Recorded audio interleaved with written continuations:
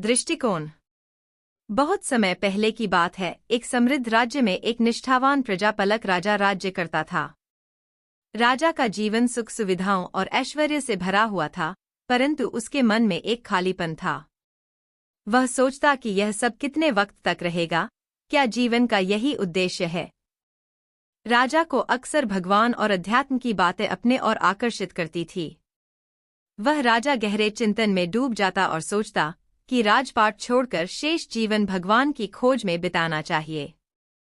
परंतु उसे एक बड़ी समस्या थी। उसके पास राज्य का कोई योग्य उत्तराधिकारी नहीं था, और उसे राजा का पुत्र अभी छोटा था और राज्य संभालने के लिए तैयार नहीं था। एक दिन राजा ने महात्मा गौतम बुद्ध को दरबार में बुलाया। राजा महात्मा गौतम बुद्ध को बहुत मानता था। महात्मा गौतम बुद्ध की बातें राजा के लिए मार्गदर्शन का काम करती थी।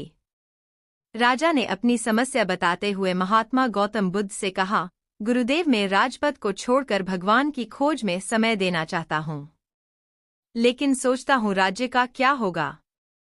मेरा पुत्र अभी छोटा है और अभी तक मुझे कोई ऐसा व्यक्ति नहीं मिला जो राज्य को सही प्रकार से संभाल सके। महात्मा गौतम बुद्ध मुस्कुराए और बोले, यदि तुम्हें कोई योग्य व्यक्ति नहीं मिला तो क्या तुम मेरे बारे में सोच सकते हो? क्या तुम्हें मुझसे अधिक पात्र, अधिक सक्षम व्यक्ति कोई मिलेगा? राजा कुछ देर चुप रहे और फिर बोले, गुरुदेव, आपसे योग्य और कौन हो सकता है? आपके मार्गदर्शन में मेरा राज्य फल फूल जाएगा। मैं अभी आपके हाथ में राज्य की बागडोर सौंप देता हूँ। महात्मा गौतम बुद्ध ने राजा की बातें ध्यान से सुनी और फिर पूछा, राज्य की बागडोर मुझे सौंपने के बाद तुम क्या करोगे? राजा ने उत्तर दिया, गुरुदेव, मैं राज्य के खजाने से थोड़े पैसे लूंगा ताकि मेरा जीवन आराम से कट सके। महात्मा गौतम बुद्ध ने गंभीर स्वर में कहा, लेकिन अब खजाना मेरा होगा, मैं उसमें से एक पैसा भी तुम्हें नहीं दूंगा। राजा हैरान हो गया। फिर राजा ने कहा, ठीक है, मैं कोई नौकरी कर लूंगा, मेहनत करके जो कमाऊंगा उसी में गुजारा कर लूंगा। महात्मा गौतम बुद्ध ने मुस्कुराते हुए कहा, अगर तुम्हें काम ही करना है तो मेरे यहाँ एक नौकरी खाली है, तो क्या तुम मेरे लिए काम करना चाहोगे?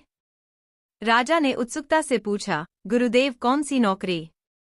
महात्मा गौतम बुद्ध बोले, मेरे यहाँ राजा की नौकरी खाली है। मैं चाहता हूँ तू मेरे लिए राजा बनकर काम करो, राज्य संभालो, प्रजा का ख्याल रखो और हर महीने खजाने से तुम अपनी तनख्वाह लेते रहो। यह सुनकर राजा आश्चर्यचकित रह गया। उसने महात्मा गौतम बुद्ध की बात मान ली और उसी समय से अपने राज्य को महात्मा गौतम बुद्ध के आदेश पर चलने लगा। राजा ने अब अपने राज्य को महात्मा गौतम बुद्ध का राज्य मान लिया। वह सोचता था कि अब वह राज्य का एक कर्मचारी है और महात्मा गौतम बुद्ध के निर्देशानुसार ही काम कर रहा है। यह सोचते ही उसके मन का बोझ हल्का हो गया। जहां वह पहले हर छोटे बड़े फैसले को लेकर चिंता में डूबा रहता था, अब वह हर समस्या महात्मा गौतम बुद्ध के पास छोड़ देता था। इस बदलाव का असर न केवल राजा पर बल्कि पूरे राज्य पर पड़ा। राजा अब पहले से अधिक निष्ठा और समर्पण से कार्य करने लगा। प्रजा की भलाई के लिए पहले से अधिक सजग और सक्रिय होगा। महात्मा गौतम बुद्ध 1 वर्ष बाद राज्य में आए। महात्मा गौतम बुद्ध ने देखा राज्य पहले से भी अधिक समृद्ध हो गया है। राजा ने केवल अपना काम बखूबी से कर रहा था, बल्कि उसके चेहरे पर संतोष और खुशी की झलक भी थी। महात्मा गौतम बुद्ध ने राजा से पूछा, बताओ, क्या तुम अपने निर्णय से खुश हो? राजा ने उत्साहपूर्वक उत्तर दिया, गुरुदेव, मैंने कभी सोचा भी नहीं था कि राजपाट संभालते हुए भी मैं अध्यात्म का अनुभव कर सकता हूँ। अब मैं हर काम आपकी सेवा समझकर करता हूँ। यह सोचकर मेरा मन हमेशा शांत और प्रसन्न रहता है। महात्मा गौतम बुद्ध मुस्कुराए और बोले, यही तो मैं तुम्हें समझाना चाहता था। परिवर्तन केवल दृष्टिकोण का होता है, काम वही रहता है, परिस्थिति वही रहती है। लेकिन यदि हम खुद को भगवान या गुरु का सेवक मान ले तो जीवन में कोई भी काम बोझ नहीं लगेगा। महात्मा गौतम बुद्ध ने राजा को समझाया, जीवन में हर व्यक्ति किसी न किसी भूमिका में होता है। कोई पिता, कोई माता, कोई नौकर, कोई व्यापारी।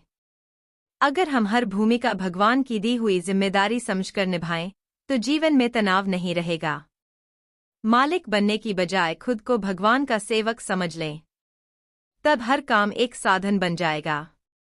अब राजा के समझ में आ चुका था कि असली समस्या राजपाट नहीं थी, बल्कि उसके दृष्टिकोण में थी।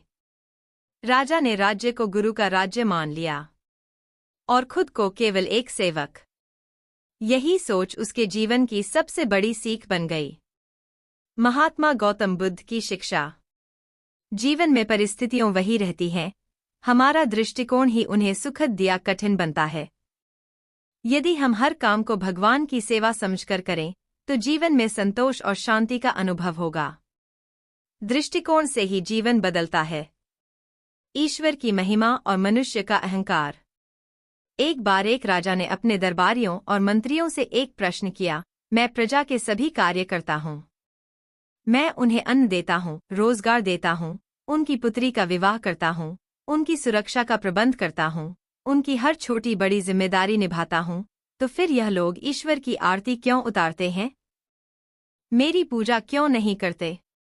ऐसा कौन सा काम है जो ईश्वर करते हैं और मैं नहीं कर सकता? मुझे ईश्वर के काम बताओ। मंत्रियों ने राजा की बात सुनी और विचार किया। मंत्री बोले, महाराज, इस प्रश्न का उत्तर तो महात्मा गौतम बुद्ध ही दे सकते हैं। ईश्वर का असली परिचय संत महात्माओं से ही होता है। राजा ने आदेश दिया कि महात्मा गौतम बुद्ध को दरबार में ले आओ, ताकि महात्मा गौतम बुद्ध मेरे प्रश्न का उत्तर दे सके।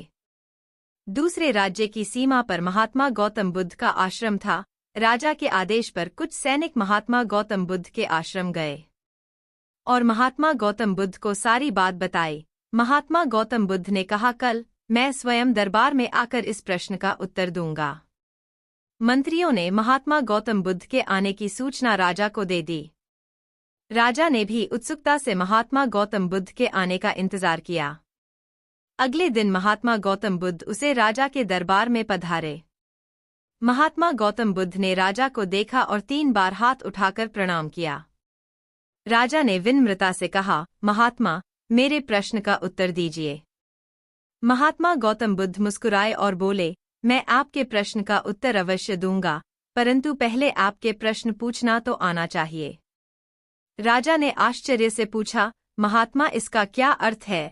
महात्मा गौतम बुद्ध ने समझाया, जब किसी से ज्ञान प्राप्त किया जाता है तो वह गुरु होता है और गुरु को हमेशा ऊंचे स्थान पर बैठाया जाता है, परंतु यहाँ तो आप ऊंचे सिंहासन पर बैठे हो। पहले मुझे अपना आसन दीजिए। राजा ने बिना देर किए महात्मा गौतम बुद्ध को अपना सिंहासन दे दिया। फिर राजा ने कहा, महात्मा, अब बताइए। महात्मा गौतम बुद्ध ने उत्तर दिया, पहले अपने अहंकार रूपी मुकुट को उतारिए। जब तक आप अहंकार से भरे रहेंगे, तब तक ज्ञान प्राप्त करना संभव नहीं है। राजा ने विनम्रता से मुकुट उतारकर महात्मा गौतम बुद्ध को सौंप दिया। फिर और बोले, अब बताइए। महात्मा गौतम बुद्ध बोले, पहले गुरु को प्रणाम किया जाता है। राजा ने झुककर 3 बार महात्मा गौतम बुद्ध को प्रणाम किया। इसके बाद आधिर होकर राजा ने कहा, अब बताइए महात्मा। महात्मा गौतम बुद्ध ने गंभीर स्वर में कहा, अब भी कुछ बताने को शेष है क्या? क्या तुम्हें अभी तक समझ नहीं आया? महात्मा गौतम बुद्ध ने कहा, देखो राजन, अभी कुछ क्षण पहले मैं दरबार में आया था। उसे वक्त तुम ऊंचे सिंहासन पर बैठे थे और मुकुट तुम्हारे सिर पर था, और मैं तुम्हें नीचे खड़ा होकर प्रणाम कर रहा था। लेकिन अब कुछ वक्त बाद मैं सिंहासन पर बैठा हूं और मुकुट मेरे सिर पर है, और तुम नीचे खड़े होकर मुझे प्रणाम कर रहे हो। ईश्वर बस यही करते हैं। राजा ने आश्चर्य और विनम्रता से पूछा, महात्मा, यह कैसे हो सकता है? महात्मा गौतम बुद्ध ने उत्तर दिया, ईश्वर के पास ऐसी शक्ति होती है जो पल भर में राजा को रंक और रंक को राजा बना देती है।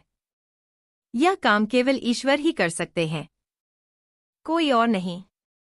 उनकी लीला है जो हमें सिखाती है कि अहंकार और स्वार्थ से मुक्त होकर अपना जीवन जीना चाहिए। ईश्वर की पूजा और आरती इसलिए की जाती है क्योंकि सृष्टि के परम नियंता है। राजा ने महात्मा गौतम बुद्ध के प्रवचन को समझा और उनका धन्यवाद किया। राजा ने अपने अहंकार को त्याग कर और भी विनम्रता से प्रजा की सेवा करने का प्रण लिया। महात्मा गौतम बुद्ध की शिक्षा। इस संसार में कोई भी व्यक्ति ईश्वर का स्थान नहीं ले सकता। उनकी शक्ति और कृपा अमूल्य है। हमें अपना अहंकार त्याग कर विनम्रता से अपना जीवन जीना चाहिए।